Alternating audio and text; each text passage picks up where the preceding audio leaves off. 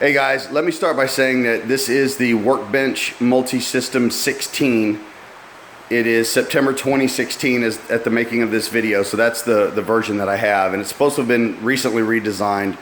I love the gym, I love everything about it, only got one problem that I reached out to Powertec about, and they seemed hesitant to admit that there's an issue. So I thought I would create a video, put it out there, and maybe that will get some attention.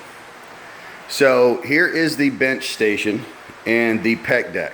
So I want to get right down. I'm going to try to do this filming with my cell phone. So right here's the pin that they have designed, and hopefully you can see there it's got some threads that you can screw in, lock into place, but it's also spring mounted. Here's the problem. If you have a device, an attachment that slides down into the sleeve here, but does not have holes, you cannot pull this out, let it slide down in, and then put that in and then tighten it back up because the pin doesn't go in far enough. So on the Pec Deck, which is where the issue is, you can't adjust the Pec Deck to anything other than two heights.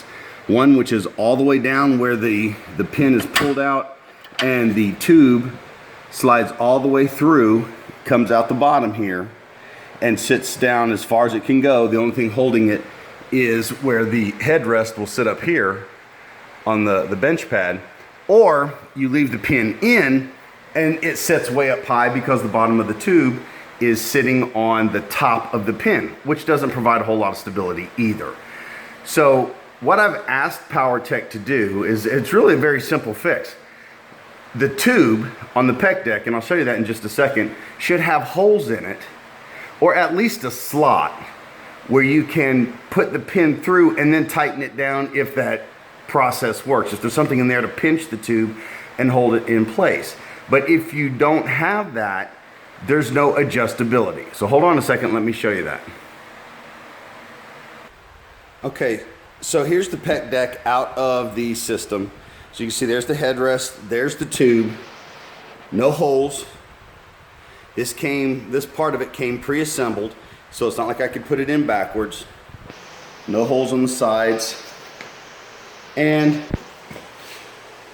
no holes in the rear.